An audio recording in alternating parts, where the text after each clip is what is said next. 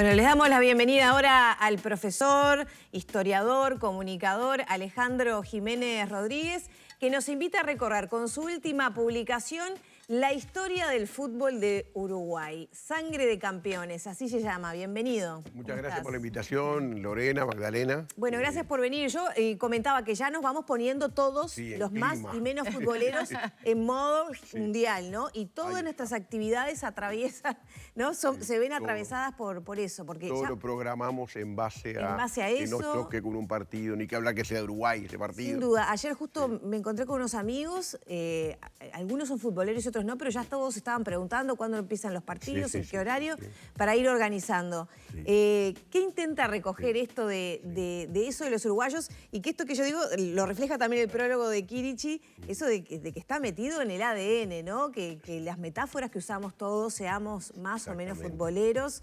No, y que hablar de ¿no? 150 años de historia del fútbol. Exacto. ¿Por qué ese quiebre, no? No, además Gabriel pone corte. algo así, dice un asunto mayor, dice él, ¿no? O sea, yo creo que, bueno, en el caso mío me acerqué por el lado del periodismo deportivo. Digo, muchos comunicadores han pasado por esa actividad. Y después, bueno, a su vez estudiaba en el IPA y después me dediqué más a la historia en general y el fútbol tenía que estar en algún momento. No es la primera publicación mía sobre fútbol, pero más que nada, o sea, un poco la pregunta es, o sea, ¿por qué el fútbol? O sea, ¿por qué el fútbol es el deporte? O sea, ¿qué hay que hacer que sea el fútbol y no sea otro deporte? ¿No? Porque los ingleses, cuando vienen acá en el siglo XIX, traen, digo, esos ingleses no, pero cuando vienen a otros lugares, por ejemplo, a Oceanía llevaron la pelota de rugby, por eso es que tenemos los All Blacks, ¿no? Que campeones, bueno, en otros lugares fue raqueta, la raqueta de tenis, el cricket. O sea, aquí, por ejemplo, instituciones como el Central Uruguayan Railway Cricket Club, o sea, era un club de otro deporte. El Montevideo Cricket Club también, o sea, y luego, allí hay distintos, yo entro en ese tema de las interpretaciones, por ejemplo, antropológicas por ejemplo, de los antepasados indígenas, ¿no? Cuando vemos descripciones del indio, el valor, el coraje, por ejemplo, de Daniel Vidart, por ejemplo, nos identificamos esas descripciones con todo el relato heroico que se hace de nuestros triunfos mayores, ¿no? Y a su vez también el fútbol, yo creo que es un deporte muy barato para practicar, ¿no? O sea, apenas, o sea, aquello que decía el Sabalero con 5 medias. Una pelota y nada más. Con 5 medias hicimos la pelota, ¿no? O sea que, en definitiva, es muy económico, digo, está al alcance de todos los sectores sociales y por eso es un factor de democratización de lo que estaban acá, pero a su vez de la inmigración. El inmigrante también, yo lo cito en el libro, una frase de José de Torres Wilson que dice que los inmigrantes por primera vez gritaron Uruguay en los primeros 30 años del siglo XX, ni que hablar en el 24, 28 y en el 30. O sea que es un factor democratizador, ¿no? Aglutinador. Exacto. También. Ahora, ¿qué tiene de especial para poder entender también las raíces del fútbol en nuestro país? ¿Qué tiene, en qué se mezcla la cultura rioplatense, el uruguayo, la mezcla europea, tal vez con lo que ya existía aquí? Claro. ¿Qué es esa fusión tan importante que hace? Porque, como decías vos, capaz que llegaron otros deportes.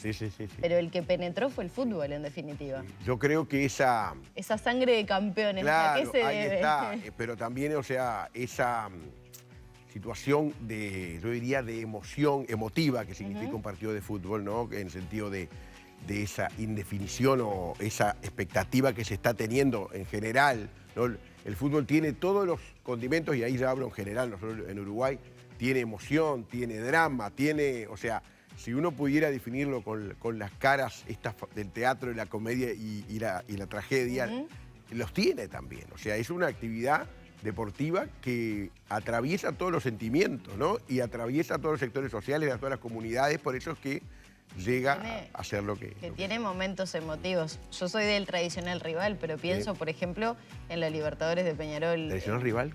¿Cuál? Yo soy de Nacional, por ejemplo. No, Lorena, de Liverpool. No, yo soy simpatizante de Liverpool. No soy hincha porque... Por adopción.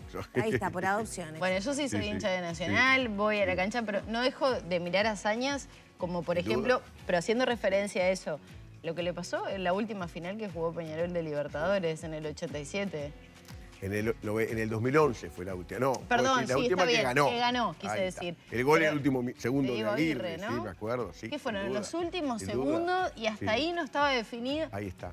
Y eso, el fútbol es de los pocos deportes que tiene eso, ¿no? Tú decías, por ejemplo, el fenómeno Suárez, que hace que los niños con camiseta de Peñarol van a pedirle un autógrafo. Algo impensado en los tiempos pero que pasa corren. que Luis Suárez es un héroe o un fenómeno más que trasciende, obviamente que está identificado con Nacional, pero trasciende las camisetas y todo el proceso, creo, Tavares, todo el proceso de selección que él vivió, ¿no?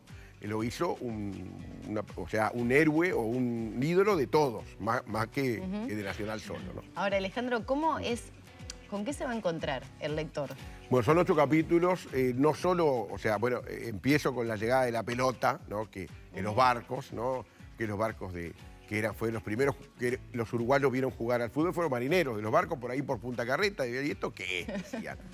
Y después vamos a ver cómo eso se va extendiendo, ¿no? ¿Cómo fue la conformación de los primeros equipos de fútbol? Y los primeros, en el caso de los ingleses, colegios ingleses, clubes ingleses, fueron los barcos de distintos orígenes, trajeron la pelota y los clubes fueron empezando a practicar el deporte, ¿no? El deporte del fútbol. Primero eran los sectores más privilegiados, o sea, recuerdo el Kurk, para no decir Peñarol, porque ese es otro lío en el cual yo no entro, ¿no? El Kurk era un club de los empresarios y de los empleados de nivel, o sea, de determinado escala dentro de lo que era esa compañía, ¿no? Ferroviaria. Y después eso se va extendiendo, ¿no? Se va extendiendo y pasan fenómenos en Peñarol y en Nacional que hace que se transformen en clubes de fútbol más que en clubes de compañías. ¿No? En el caso de Nacional hay un fenómeno muy curioso. En 1911 hay una gran polémica porque hay dos jugadores que son albañiles. ¿Y cómo iban a ser albañiles en Nacional cuando Nacional era el cuadro de los estudiantes, de los intelectuales? O sea, Peñarol era el equipo de los empresarios del tren y Nacional era de la universidad, o sea, era otra extracción, pero los dos eran de arriba. ¿Y cómo se va? Puede decirse, hay un capítulo que es la apropiación del juego, ¿no? ¿Por qué se apropia la gente? Ahí es un poco lo que decíamos. Cada capítulo a su vez tiene distintos tópicos, hay una especie de columna, por ejemplo, hablo sobre las figuritas, ¿no? Álbum de figuritas, los orígenes, ¿no? Eso que está tan... Abro un paréntesis, qué revolución que se ve si uno va a un centro comercial un fin de semana.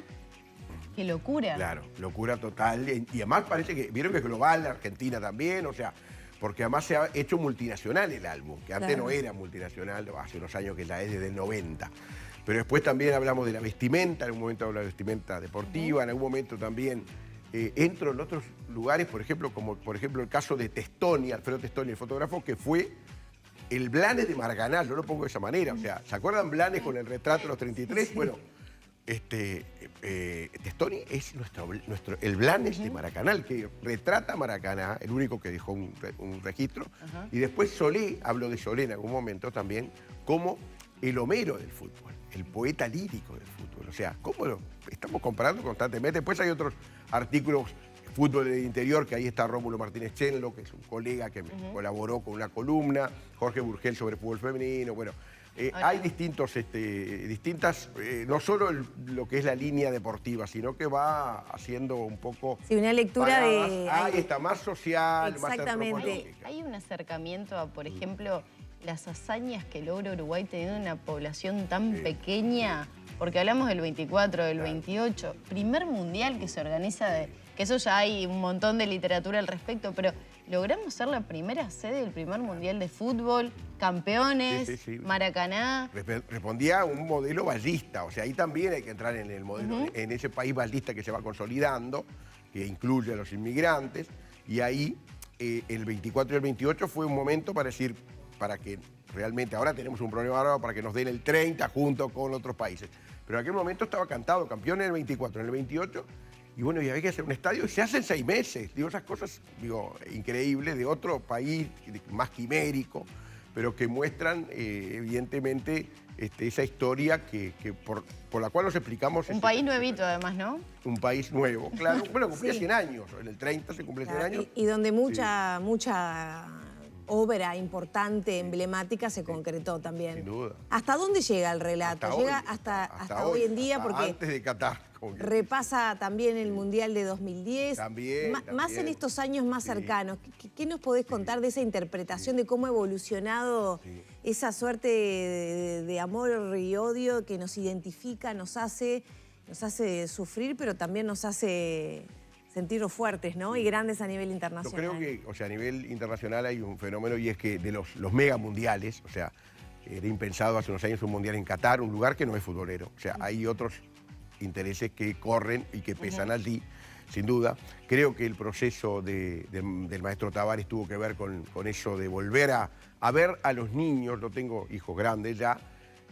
Antes pedían camisetas de los equipos europeos, y a partir del proceso Tavares volvieron a pedir las camisetas de Uruguay y a nombrar al jugador de Uruguay cuando jugaban un picado en la calle, ¿no?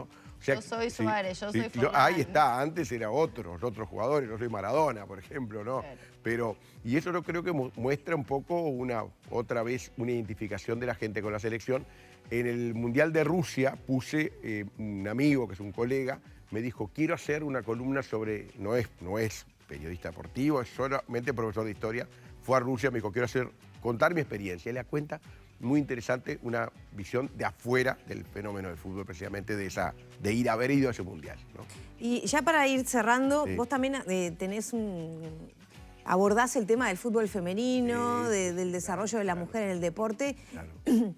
Y mientras contabas esto, también me surge preguntarte, todo esto también es un relato masculinizado de la historia del Uruguay, ¿no? Porque del fútbol no participaban las mujeres hasta hace relativamente poco tiempo. Claro, lo que pasa es que la historia del Uruguay es masculinizada. Historia historia en general, ¿no? O sea, los cargos de gobierno eran en general hombres, yo sé, la cultura, salvo alguna poetisa, las más conocidas, eran hombres. O sea, el fútbol acompasa lo que es, o sea, el acceso de la mujer a determinados lugares, que pueda ser árbitra, por ejemplo, en el caso de Claudio Impierre, que pueda ser abogada y árbitra, o jugadoras, ¿no? O sea, y que tenga realmente, que no sea un complemento, que sea una actividad más, o sea, que deje ese papel pasivo que tenía la mujer y que pase a tener un papel activo ya como protagonista del hecho. E incluso algo muy interesante es ver a la mujer con la camiseta, ir con la camiseta, creo que tampoco era habitual, o sea, participar como hincha y con la camiseta puesta y bueno, ir a la tribuna. Todo eso me parece que forma parte de un nuevo momento que está muy bueno que pasa así. Alejandro, muchas gracias. Bueno, gracias a ustedes. Bueno, hay mucho más para contar, para repasar en estas páginas. Lorena y Magdalena, una cosita. En una semana, martes 25 de octubre, a las 19 en el Centro Cultural de España, Rincón 629, lo presentamos con Sergio Gorsi y con Gabriel Quirichi. Buenísimo. ¿Dónde se puede comprar el libro? En librerías. En librerías. Ya están todas las librerías. Exactamente. Ediciones Linardi y Rizzo, que también es librería, lo pueden ir a buscar ahí también. Muchas gracias. Un gusto. Cerramos por aquí entonces la charla con el profesor Alejandro Jiménez. Ya pasan 9 minutos de las 10 de la mañana y tenemos que retomar el desarrollo de las noticias.